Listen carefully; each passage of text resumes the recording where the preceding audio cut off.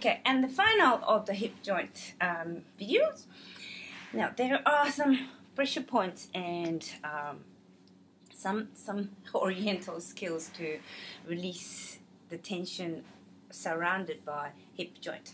So if you want to have you want to release the tension associated in a hip joint, there is an area from ankle to heel that you can, that's the tendon you actually want to activate or tear away from the bone. It's quite nervy and it's really uncomfortable, particularly you have tension there, and particularly I've got an injury here, so this is really uncomfortable at the moment. But this really helps to release the joints around here. So it's the same. It's a great warm-up as well as cool down exercise to do. This side doesn't hurt as much because I don't have much. I do have the injury this side as well, but not as much as to the other side. And then also that bone around this calves, just tear away the tendon. The more rigid it is, there's no gap or mobility between the tendon and the bone, which means your lymph flow is also blocked, which means your recovery is slow. So if you activate the body fluid within your body, as well as circulation of the blood, you can recover better, and so is inside. And also diaphragm, which is also connected to psoas, to diaphragm is connected. So, and there's a point here between the knee to the groin in the middle.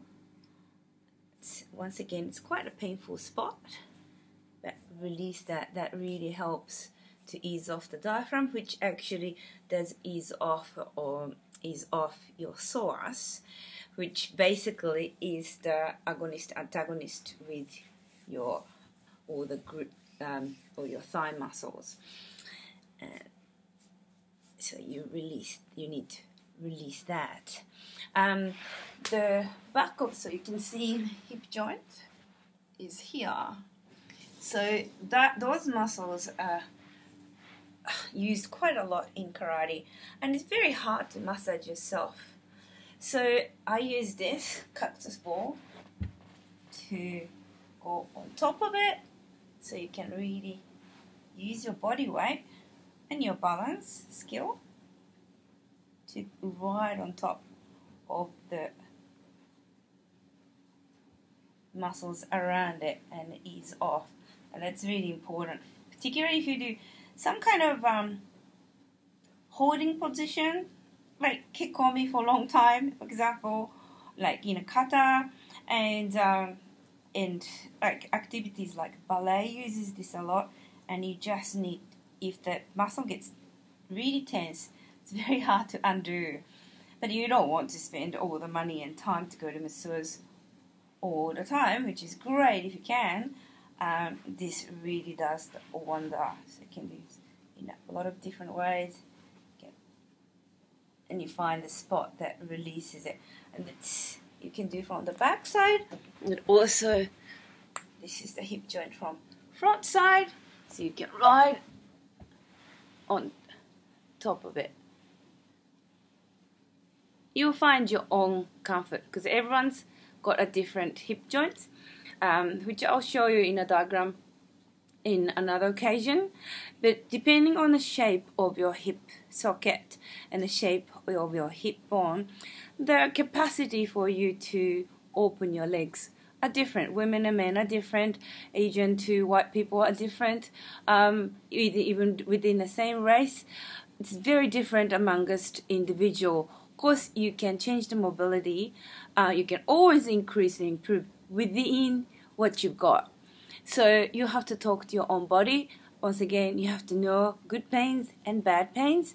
Good pains are tolerable. It burns you, but it's not. It's a repairable pain. But I think you can only learn from mistakes, which are the good pains and bad pains. Burning sensations are often pretty good indication of that it's actually about to repair itself. But tearing sensation is just horrible, but it's hard to describe because I think individually experience differently. And also the hip joint, all the muscles always like connected inside. You gotta relax your psoas, which I'm gonna talk about in the next video. But this is the bottom of the hip joint, and then goes to here. That's another important one that you have to release. So it's the back, lower back, here, and right on top of it. Hope that helps.